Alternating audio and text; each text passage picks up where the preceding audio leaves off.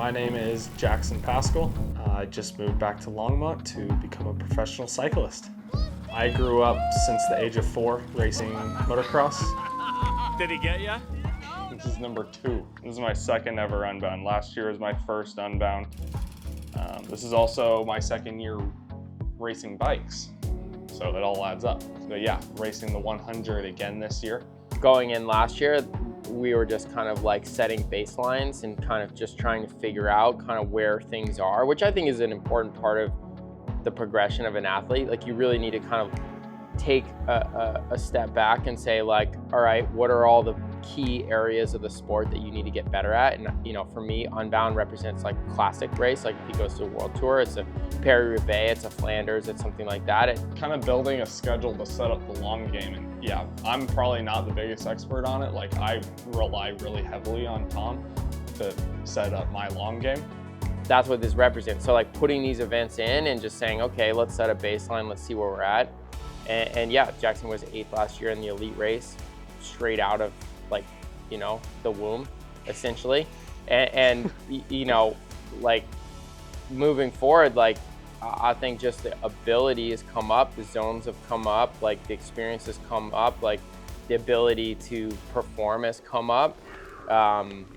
You know, the bike handling has even come up.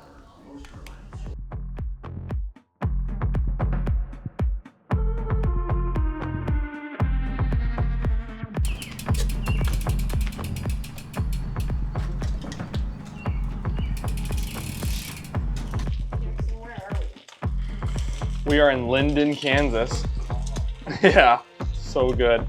I'm breaking the yoke right now. That means it's my egg and not McKenna's. But we're in Linden, Kansas. It's Thursday, the Thursday before Unbound. This is my travel griddle. It's a big deal. Usually when I'm at home, I cook on the Blackstone. I'm a big Blackstone guy, so if you need any Blackstone advice, DM me. We did a lot of racing coming into Unbound this year. So I did Sea Otter. I did Highlands Gravel World Series. And I did Tour of the Gila. And then after that, we did a really nice training block at home.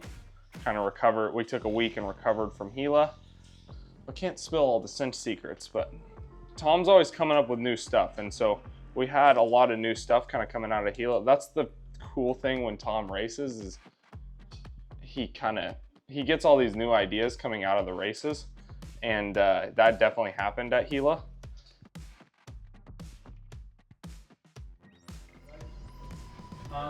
Only just the top things, like the hoods and the hood. Hey, yeah. We got going in the bottles, Never Second C90, 90 grams of carbs. I'm gonna do a little extra splash of sodium in them. And then I got my gel flasks here. 4 gels in each of these, 12 gels. That should be plenty for the race. So.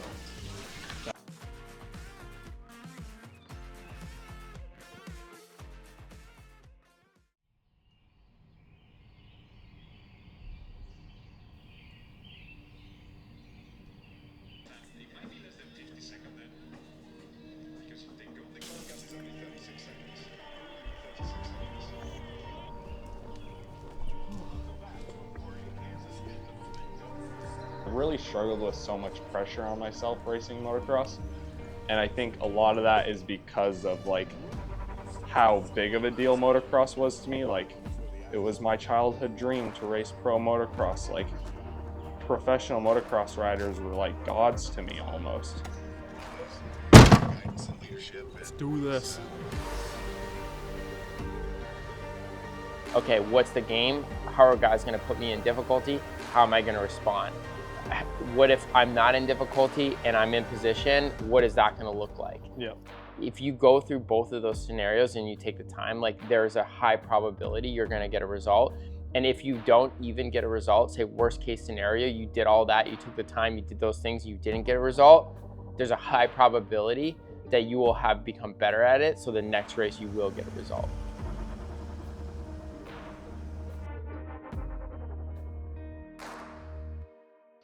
This race is so strange with the way that you can be on the nicest dirt road ever, and feel like you're racing a road race, and then, you know, 2 seconds later, there's a big mud hole and everybody's stopped and you got to get off your bike and walk. But, you know, if you're in the right position, you don't stop at that stuff. You ride through it in the front and you keep going, and all of a sudden the peloton gets strung out, and then there's splits, and that's how you find yourself off the back without even trying that hard.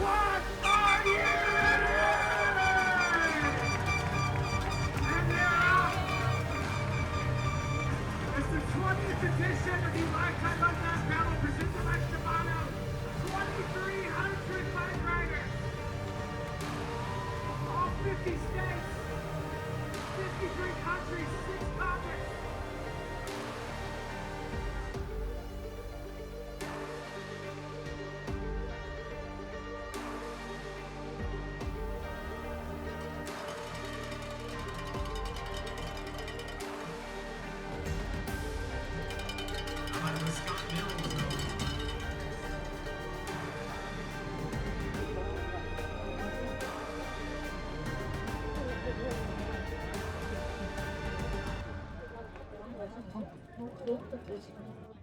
That was so fucked.